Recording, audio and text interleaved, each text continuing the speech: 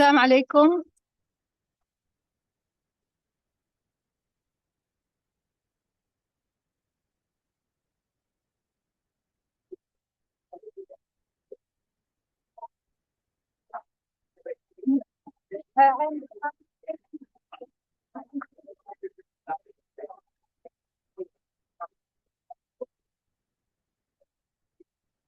Did it change? No, you just start. Mhm. But you can call people. I will just adjust.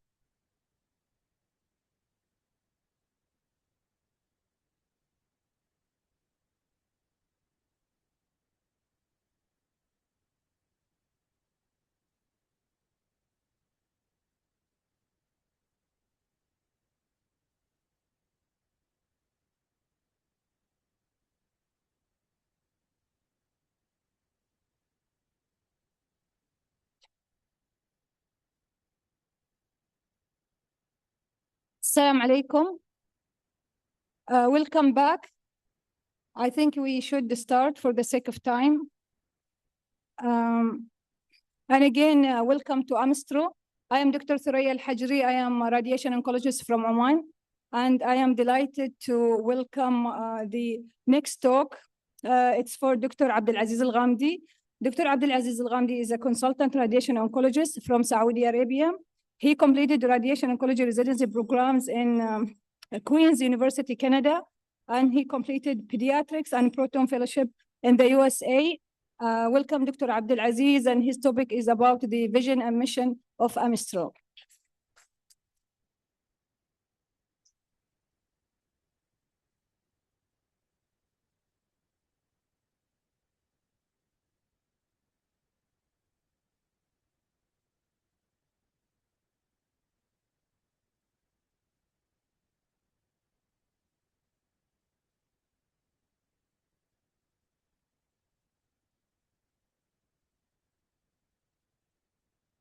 Assalamu alaikum.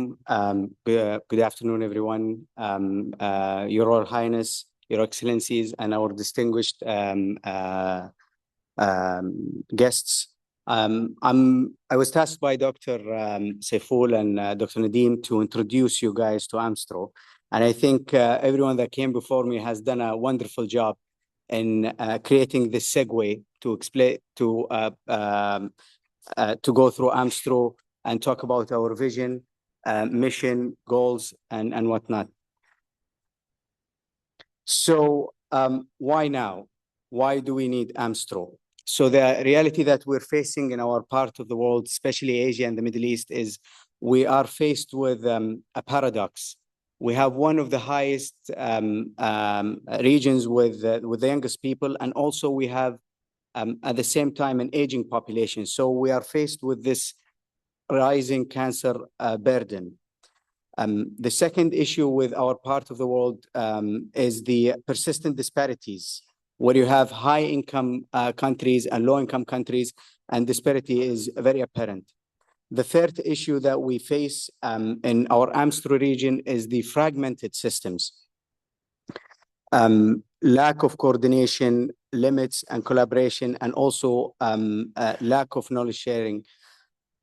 But all of these challenges are actually opportunities for transformation.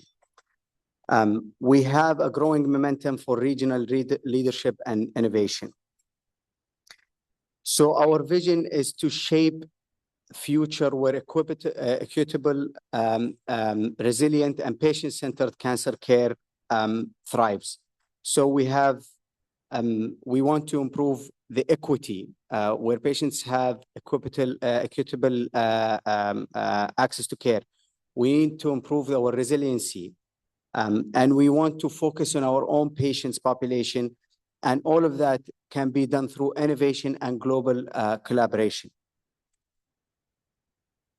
So our mission is to advance equitable, high-quality cancer care across Asia and the Middle East, strengthening therapeutic radiation oncology through education, research, clinical excellence, and health system innovation. And the way that we want to do this is through, number one, empowering professionals through educational programs and engagement, also addressing barriers to care, strengthening the already existing systems, and fostering collaboration. So how are we going to do this? What are the pillars of transformation? So number one, we need to have a unified regional network. So we need to build collaboration, partnerships across societies, institutions, and the government. Number two is through education and workforce capacity, through strengthening training, mentorship, and professional development. Number three is equitable, patient-centered, through elimination of barriers, promotion of culturally sensitive and high-quality services. Number four is through innovation, research. We need to foster clinical trials, research networks, and regional visibility. And number five is what Her Royal Highness Princess Dina alluded to, is leadership and governance, which is the major driving force for improving cancer care. So we need to cultivate leaders at all levels. We need to advocate for robust national cancer control programs. So how AMSTRO is going to do this? So our strategy is to start with AMSTRO Solutions, which essentially is a consulting and implementation service. Its customers are governments, institutions, and NGOs. Basically, we create a group of experts that can collaborate with governments directly and apply for government biddings for all the government projects. Number two is through AMSTRO Journal, which will be a peer-reviewed open access platform for regional research and policy. And what we're trying to achieve here is sometimes our problems and challenges are different from other parts of the world. And if you want to publish on the challenges of, say, cancer access in a war-torn country, it might not make it to peer-reviewed journals. But there are other people who will be reading this and benefiting from your knowledge and how we overcome these barriers.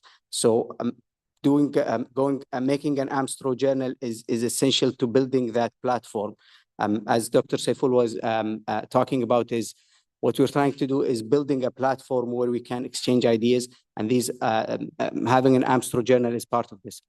Number four is training and mentorship. So we will be planning hands-on workshops, long and short fellowships, e-learning modules and programs. Number four is building regional research networks through multi-center and shared databases for data-driven care. And this is one of the biggest challenges is we have siloed healthcare systems, and one of the ways to overcome this is building shared networks and databases to help us make sound decisions and sound solutions for our population. Number five is policy and advocacy. And this is something where we find the highest value is through policy change and advocacy in this part of the world. So our roadmap, so we have the phased implementation for sustainable growth. AMSTRO is here to stay, and we have a plan to build our society in a way that it can sustain growth and engage with others. So we have near-term, mid-term, and long-term. So we're still in the infancy stages, and this inauguration is to set the stage for the upcoming phased implementation for sustainable growth. So since we have a huge mandate, we need to have a way to track our progress and impact. What we will be doing is we'll be keeping a dashboard of some sort, a KPI, to see how many governments and policy have we influenced, what infrastructure and workforce we've been involved with in building, and looking into assessing equity and access, and looking at reduction of treatment times, a reduction in treatment abandonment, which is a huge issue in this in our AMSTRO region. We'll look into community engagement through social media and through conferences like this one. And also we'll look at the scientific output of the AMSTRO members through peer-reviewed publications. So what do we expect for our attendees and how you can all be partners in transforming regional cancer care? I think number one is becoming a member of AMSTRO. Join AMSTRO, connect with regional professionals. Number two is to contribute to research, participate in multi-center trials, and submit to AMSTRO Journal, which will build our own momentum at AMSTRO. Number three is to mentor the next generation with sharing your expertise and with early career professionals.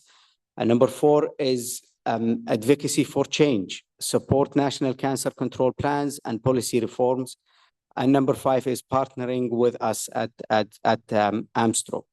So together we can build an equitable, resilient, and patient-centered. This is actually our mandate, is we want our patients to have access to good, high-quality, sustainable healthcare, and this can only be done through platforms like AMSTRO. AMSTRO is open for everyone to join at the level of members, at the level of institutions. We'll be engaging with national institutions, international institutions, because we want to achieve our mission, which is making sure that the quality of care that our patients gets is something that we are pleased with. I think that's the biggest thing I found when I came back and started practicing in my country, is I feel that there is so much I can do for my patients, but it has nothing to do with my own training. It has to do with the system. And I think the change has to come at the level of a regional change, and our region is connected. If you start to change one country, there will be a domino effect. People will start adopting these new policies and they will start engaging. Thank you very much.